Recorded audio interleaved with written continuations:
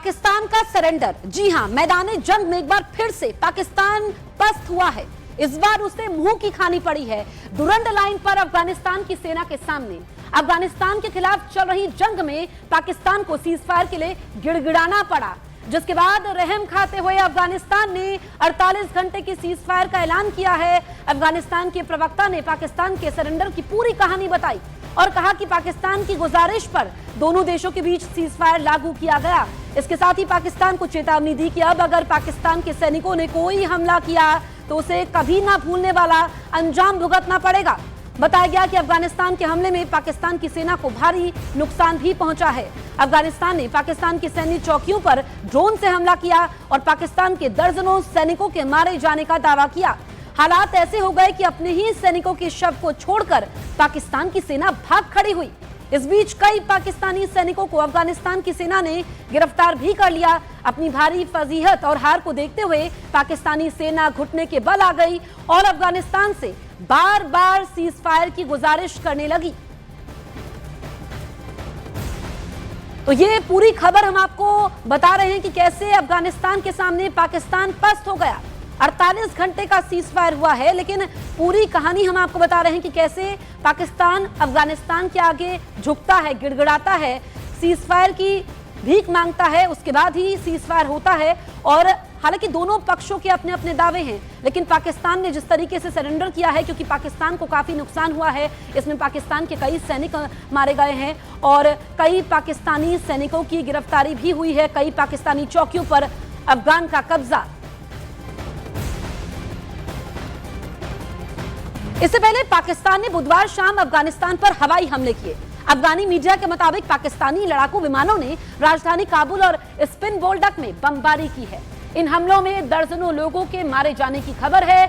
इसके जवाब में अफगानिस्तान ने भी पाकिस्तान के पेशावर में ड्रोन हमला किया है। इस हमले में एक प्लाजा के कमरे को निशाना बनाया गया है। दावा किया जा रहा है कि इसका इस्तेमाल खुफिया गतिविधियों के लिए एक सीक्रेट ऑफिस के तौर पर किया जा रहा था। हालांकि अफगानिस्तान ने काबुल में हुए धमाके पर बयान जारी किया, दावा किया कि तेल टैंकर में आग लगी थी, जिसके बाद ये धमाका हुआ था।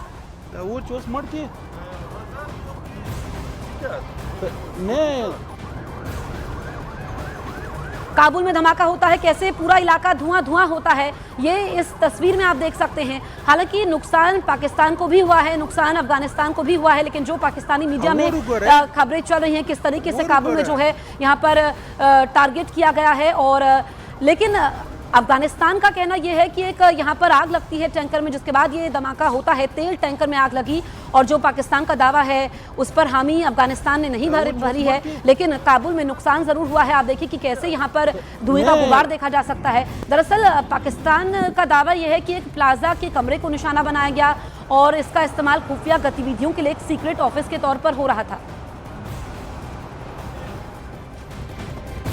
इन सबके बीच पाकिस्तान की सीमा पर अफगानिस्तान ने चौकसी बढ़ा दी है। बॉर्डर के पास अफगानिस्तान ने आधुनिक और भारी हथियारों से लैस सेना की नई टुकड़ी को भेजा है। इसके साथ ही अफगानिस्तान ने पाकिस्तान के खिलाफ एक और वार्निंग वीडियो जारी कर दिया, कहा कि किसी भी तरह का वायलेशन भारी पड़ेगा। तो 3 तस्वीरें आपके सामने हैं। पाक को वार्निंग वीडियो दिया गया है और आधुनिक हथियार की तैनाती कर दी गई है, नई सैन्य टुकड़ी भी तैनात है। किस तरीके से देखिए इस वक्त हालात बने हुए हैं अफगानिस्तान के सामने, कैसे घुटनों पर आ गया पाकिस्तान, ये आप देख सकते हैं।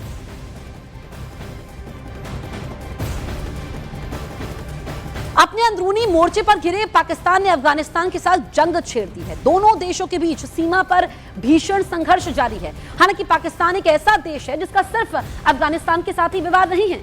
पाकिस्तान अपने पड़ोसी देशों के साथ अपनी आदतों से बाज नहीं आ रहा है। आपको बताएं कि अफगानिस्तान के अलावा ईरान और भारत के साथ भी उसके विवाद हैं। हालांकि ईरान, भारत और अफगानिस्तान के अन्य किसी पड़ोसी देशों के साथ विवाद नहीं है, लेकिन आप देखिए कि पाकिस्तान किस तरीके से आतंक ही पाकिस्तान की पहचान है, पड़ोसी हैं और पड़ोसियों से भी पाकिस्तान की नहीं बनती है। भारत ने किस तरीके से पाकिस्तान को जवाब दिया है और ऑपरेशन सिंदूर के बाद कैसे पाकिस्तान बौखलाया हुआ है।